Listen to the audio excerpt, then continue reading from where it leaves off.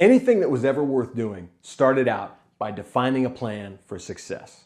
There's an old saying that goes, if you fail to plan, you better plan to fail. Nowhere is this more true than when you're designing a website or an app or a system.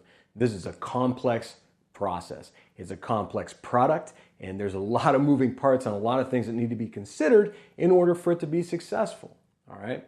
In the first part of this course, what I'm going to walk you through are all the questions that you need to ask and things you need to consider and think about in order to make that effort successful. All right? It starts by answering some very high-level questions. First of all, why are we doing this? Why does the website exist in the first place? Okay? What is it supposed to do? What need does it fulfill? Why will anybody care that it exists in the first place? Okay?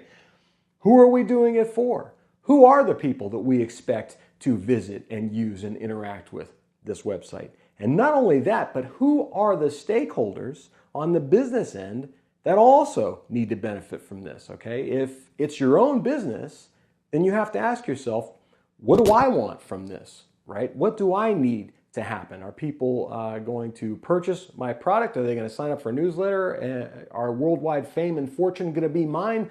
What is it? If it's a client, same deal. What do they expect to happen as a result of launching or redesigning or whatever of this website?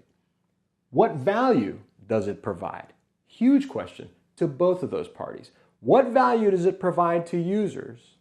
And what value comes back to you as the business owner or your client as a business owner as a result, right? If people find it very easy, for instance, to use your online service, then they're more likely to purchase it. If they're more likely to purchase it, that means you make money. That's value back to you. You'll hear me say that user experience is a value loop. Okay? If you put value out to the people who use the product, then value hopefully comes back to you or to your client. How will you measure success is the next question.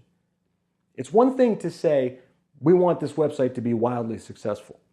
It's quite another thing to say, we'll know when we're successful when we have 1,400 subscribed users, okay?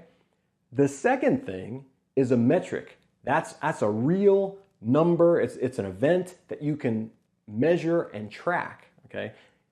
If you don't have a way to measure success, how will you know when you've achieved it?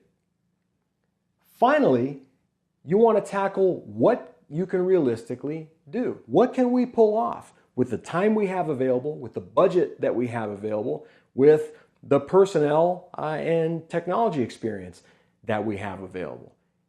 Part of designing and developing anything is being very realistic about what's possible. Otherwise, you get yourself and everyone else into a situation where you have a never-ending project that is well over schedule, well over budget, and it makes a lot of people very unhappy, all right? So definition, in a nutshell, solves a lot of problems before they ever start. You want to define what you're doing, why you're doing it, and why it matters before you invest any time actually designing or building. Let's get started.